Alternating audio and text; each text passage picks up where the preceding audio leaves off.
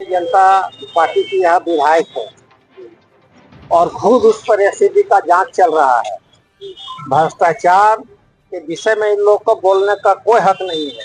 आप सभी जानते हैं कि झारखंड अलग होने के बाद लंबे समय से यहाँ भारतीय जनता पार्टी की सरकार रही और माननीय रघुवर दास जी गरीबों का काम नहीं करके यहाँ हाथी उड़ाने का काम किया और पूरा झारखंड के खजाना को खाली करके रख दिया। यहाँ की जनता के आशीर्वाद से माननीय जब हेमंत सोरेन जी मुख्यमंत्री बने, तत्काल कोरोना काल आ गया, पूरे देश दुनिया के साथ साथ झारखंड में भी आया। उस समय इन्होंने खजाना राज्य का खाली रहते हुए भी इन्होंने बड़ी सूझबूझ से काम लेके दवा दारू का इंतजाम किया, खाने का इंतजाम किया, किसी को खाने बिना मरने नहीं दिए। दीदी किचन योजना चला के, मुख्यमंत्री सामुदायिक किचन योजना चला के इन सारे लोगों का पेट भरने का काम किया।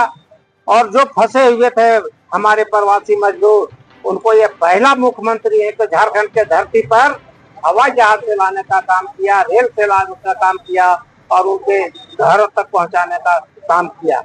और यहाँ तक ही नहीं, जब पूरे दूसरे प्रदेश में भी जब ऑक्सीजन का किल्लत हो गया तो झारखंड का बना हुआ ऑक्सीजन माननीय मुख्यमंत्री दूसरे प्रदेश में भेज के सारे लोगों को जान बचाने का काम किया।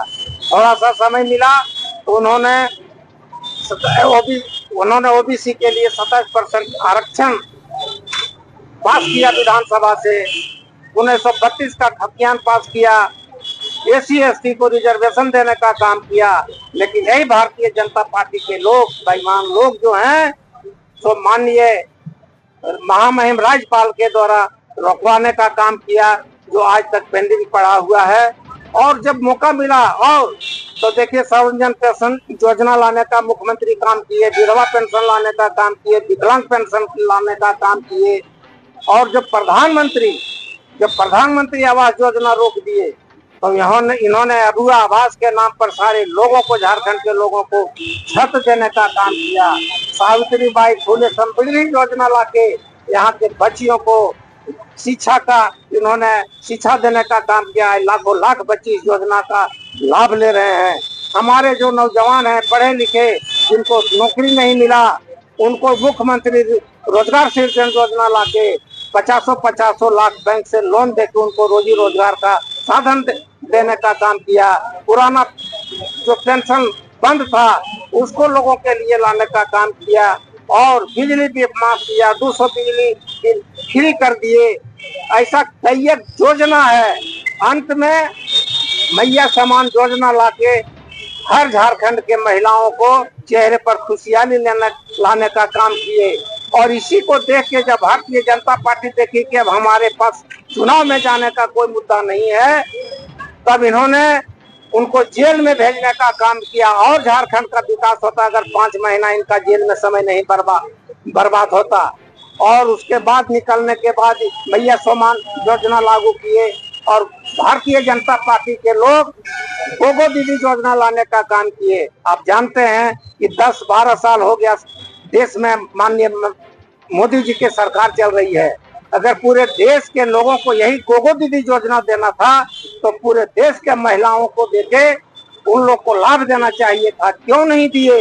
और आज जब मुख्यमंत्री गरीब के विषय में सोच रहे हैं, इनको आगे बढ़ाने के लिए सोच रहे हैं, उनके बाल बच्चा के लिए सोच रहे हैं, पढ़ाई लिखाई के लिए उनके बाल बच्चा के लोग को सोच रहे हैं, तो ये लोग जो है इनको तबाह है और लाचार करने का काम कर रहे हैं। लेकिन मुख्यमंत्री हमारे मानने वाले नहीं हैं, एक आंदोलनकारी के बेटा है और कभी भारतीय जनता पार्टी से उधरने का काम नहीं करेंगे।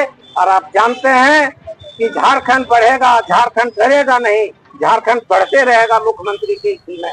और आज जो आप मोदी जी का जो कार्यक्रम, आपका जोगी का जो कार्यक्रम हुआ है तो जांच में, यह कार्यक्रम सिर्फ लोग हेलीकॉप्टर देखने आए थे, क्योंकि इन लोग के पास कोई मुद्दे नहीं था जो गरीब के विषय में कुछ बोलेंगे। इन लोग के पास कोई विजन नहीं है गरीब को आगे बढ़ाने का। और दोबारा हमारे मुख्यमंत्री जो हैं, इंडिया गठबंधन की सरकार बनने जा रही है, दोबारा हमारे मुख्यमंत्री बनने जा रहे हैं।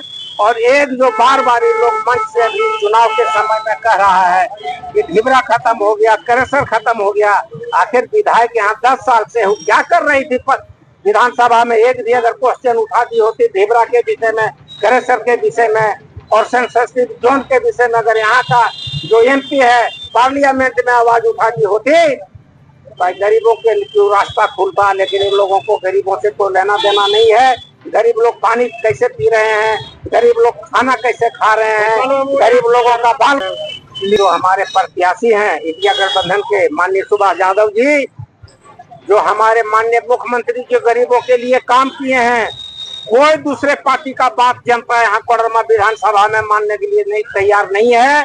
जो आपको 13 तारीख आएगा जो मतदान का दिन है, एक तरफा गठबंधन के उम्मीदवार माननीय सुभाष यादव जी को लालटेन छाप पर बटन दबा के लाखों लाख वोट से झारखंड में विधानसभा में भेजने का काम करेगी काम। और यहाँ जो विकास रुका हुआ और तेजी से हम लोग मिलकर विकास करेंगे, इसको माई का लाल भारतीय जनता पार्टी का कोई भी नेता इसको रोकने का में सक्षम नहीं हो सकता है।